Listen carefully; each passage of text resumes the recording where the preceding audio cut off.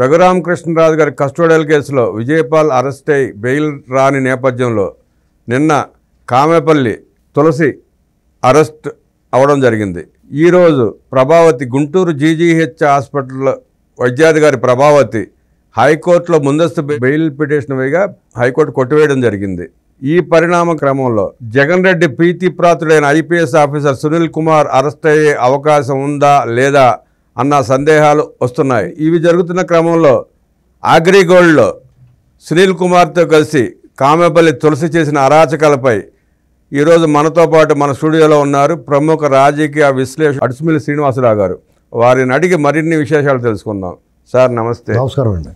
ఈ కామెపల్లి తులసి, పివి సునీల్ కుమార్ వీళ్ళ అగత్యాలపై మీ అభిప్రాయాలు మా ప్రేక్షకులకు తెలియజేయండి. ఇప్పుడు ఈ తులసి అన్న అతను సునీల్ కుమార్కి బినామీ అంటారు, పైగా ముఖ్య అనుచరుడు అంటాం. వీళ్ళిద్దరూ జగన్ హయాంలో అగ్రిగోల్డ్ భూముల విషయంలో కానీ ఆస్తుల విషయంలో కానీ వీళ్ళు ఇష్టం అన్నట్టు శోభ్రంగా లాగేశారు. వాళ్ళు బెదిరించి బెదరగొట్టి వాళ్ళ కేసులో ఉన్నారు కదా, వాళ్ళ చేత అక్రమంగా ఎవరు కావాల్సిన వాళ్ళు లాగేసుకుని ఊడ్చేశారు. సరే, అదో రకం ఆస్తులు దొబ్బేయటం, అక్రమాలు, అవినీతి. ఈ రకంగా మనుషులు చంపేసి కార్యక్రమం పెట్టారు కదా. రఘురామకృష్ణరాజు గారిని వాళ్ళు కొట్టి హింసించి చాలా దారుణంగా నాకు చెప్పాడు ఆయన. రఘురామకృష్ణరాజు గారు అంత దారుణంగా హింసించారో, అంతేకాకుండా ఈయన తీసుకెళ్ళి కూర్చోబెడతాడండి. అమ్మ చాలా దారుణం కదా. మనిషిని కూర్చోబెడతాడు, మంచం విరిగిపోయిందంట. ఆ మంచం లాంటి బల్లలాంటిది ఏదో ఉంటే తిరిగిపోయిందంట ఈడు ఎక్కితేనే.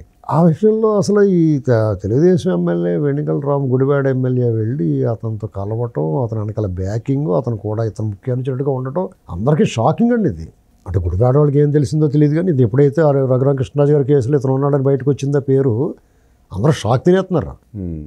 సునీల్ కుమార్ ఏంటి, మన చంద్రబాబు నాయుడు గారికి, తెలుగుదేశానికి, తెలుగుదేశం పార్టీలో నాయకులకి, రఘురామకృష్ణరాజు గారి లాంటి వాళ్ళకి చాలా వ్యతిరేకంగా పనిచేసి ఆ ఇష్టమైనట్టు మాట్లాడి ప్రెస్ మీట్లు పెట్టి పోలీసులు బరిదేగించి వ్యవహరించిన వాళ్ళతోటి ఇతని స్నేహితుడు ఒకవేళ బంధుత్వం ఉంటే ఉండొచ్చు. అలా బంధుత్వాలు ఉన్నవాళ్ళు ఒకరికొకరు మొక్కలు కూడా చూసుకునే వాళ్ళు ఎంతమంది ఉన్నారు. ఒకవేళ బంధుత్వాలు ఉండి మాట్లాడుకున్న మంచికి చెట్టుకి వెళ్తా వస్తా ఉన్నా కానీ ఇంత బరిదేగించి మాంసం తింటే ఎముకలు మెళ్ళ కట్టుకున్నట్టు వ్యవహరించిన వాళ్ళు ఎవరన్నా ఉన్నారండి? వీళ్ళు ఏం చెప్పదలుచుకున్నారు? ఇప్పుడు ఆ ప్రభావం ఉంది. ఎంత అన్యాయం అంటే రఘురామకృష్ణరాజు గారు ఇంత దారుణమైన గాయాలు పాలు చేసి గాయపరిచిన తర్వాత ఆ ప్రభుత్వ హాస్పిటల్ తీసుకెళ్తే ఆవిడ చేత ఇదంతా మామూలే, ఆయనకి ఏదో రోగం ఉంది, చర్మ రోగం ఉందని చెప్పారు. రాసింది ఆవిడ. అవును, రాసింది. ఇప్పుడు అది ఆవిడని కూడా కేసులో ఉంది. ఆవిడ వెళ్తే జైలు, ఇప్పుడు బెయిల్ ముందస్తు బెయిల్ రిజెక్ట్ చేయరు కదా, రేపు మాపై అరెస్ట్ చేస్తారు. ఇక్కడ ఈ తులసిబాబు అన్న అతన్ని రాడ్ బెండింగ్ చేయాలండి. ఎవడు అడ్డుకున్నా మహామహులకు కొమ్ములు తిరిగిన వాళ్ళు చూసాం మనం. ఈ వెంకటరాము లేకపోతే అంతకన్నా మించినోడు చాలామంది చూశారు. వీళ్ళు తెలుగుదేశం పార్టీ ఎమ్మెల్యేగా అతని పట్ల అందరూ కూడా మంచోడు వచ్చాడు బాబు, నానిగండి ఓడిస్తాడు అనుకున్నారా? నీ విషయం ఇదని తెలితే నువ్వు ఓడిపోతు, ఇంత గాలిలో కూడా ఓడిపోతు. నువ్వు మోసం చేసావు. ఈ తులసిని వెళ్ళి రఘురామకృష్ణరాజు గారిని కొట్టినోడు ఇతనే, నాకు ఓటేయండి, నేను మళ్ళీ రేపొద్దున వాళ్ళతో తిరుగుతాను, సునీల్ కుమార్ నా బా ఫ్రెండ్ అని చెప్పాల్సింది నువ్వు ప్రచారంలోనే. చెప్పుంటే అప్పుడు కూడా ఓట్లు వేస్తే ఓకే. ఇప్పుడు నేను చాలా తోపునంగా ఉంటే ఇప్పుడు రాజీనామా చేసి గెలవమని చూద్దారు. ఇతను కానీ కొలుపుడు శ్రీనివాస్ గారు వీళ్ళందరూ ఒక ముఠా కింద తయారన్నమాట. ప్రభుత్వానికి ఇతర ప్రభుత్వం చాలా జాతపడాలా. తెలుగుదేశం పార్టీ కూటమి ప్రభుత్వం చాలా అప్రమత్తంగా ఉండాలి. ఇటువంటి వాళ్ళతోటి మా జగన్ను మించిన అరాచకం చేస్తాం, మీరు ఒప్పుకోవాలి, లేదంటే మేమంతా ముఠా కడతాం అన్నట్టుగా ఉంది. డేంజర్ బెల్ మోగుతుంది. ఒక తెలుగుదేశం ఎమ్మెల్యే ఒక డిప్యూటీ స్పీకర్ మీద అత్యాయత్నం చేసి చంపడానికి చూసిన వాడికి వెనకాల వెళ్ళాడంటే ఏం మెసేజ్ ఇస్తున్నారు? తెలుగుదేశం పార్టీ సాటి ఎమ్మెల్యే, డిప్యూటీ స్పీకరు, పైగా ప్రజల్లో అతనికి కూడా ఆదరణ ఉంది. ప్రజలందరూ అతన్ని హింసించిన వాళ్ళు శిక్షింపబడాలని కోరుకుంటున్నారు. అటువంటి వాడు వెనకాల వెళ్ళి నువ్వేం చెప్పదలుచుకున్నావు? ఇది చాలా సీరియస్ మ్యాటర్ అండి. ఇది తెలుగుదేశం అధిష్టానం దీని మీద సత్వరం చర్యలు తీసుకోవాలి. ఆ ఎమ్మెల్యేకి వేరే ఇన్ఛార్జిని పెట్టాలి. అక్కడ బంగారం రావి వెంకటేశ్వరరావు గారు ఆ గోల్డ్ని వదిలేసి గోల్డ్ని తెచ్చుకున్నట్టు అయింది. అక్కడ అతనికి ఆ ఎమ్మెల్యేని పక్కన పెట్టి ఇన్ఛార్జిగా రావి వెంకటేశ్వరరావు గారిని పెడితే, లేదా వాళ్ళు ఇద్దరు కాదనుకోండి ఇంకొకటి అవడానికి పెట్టండి బాబు అని చెప్పి కోరుకుంటున్నారు జనం. ఇది ప్రధానమైన కేసేనండి. దీంతోపాటు అగ్రిగోల్డ్లో గత గవర్నమెంట్లో 20,000 ఇస్తే ఆ 20,000 రూపాయల కోసం కొన్ని వందల అకౌంట్లు ఓపెన్ చేసి చేసిన స్కామ్, పెద్ద స్కామ్ అండి ఇద్దరిది, పివి సునీల్ కుమార్, తులసి. ఈ కేసుతో పాటు ఈ కేసులో కూడా ఇద్దరు గట్టిగా ఎరుకునే అవకాశం ఉందంటారా?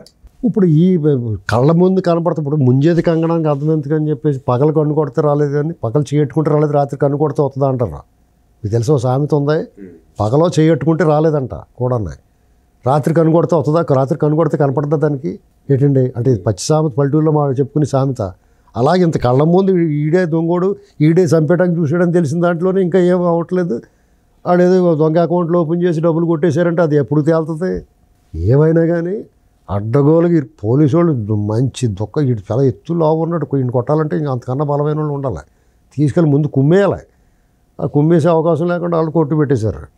ఇక వీళ్ళందరూ అడ్డుకున్నారన్నమాట. వీళ్ళందరూ బ్యాకింగ్ ఉండబట్టే లేకపోతే దెబ్బకి దారిలోకి వచ్చేది షాప్ అయిపోయినా.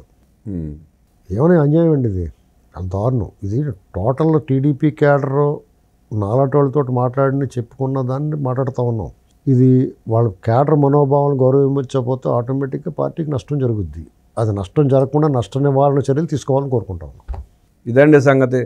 కార్యకర్తల ఆగ్రహాన్ని, ప్రజాగళాన్ని తన వాయిస్లో వినిపిస్తున్న అడ్స్మిల్ గారికి ధన్యవాదాలు తెలుపుతూ నమస్తే సార్.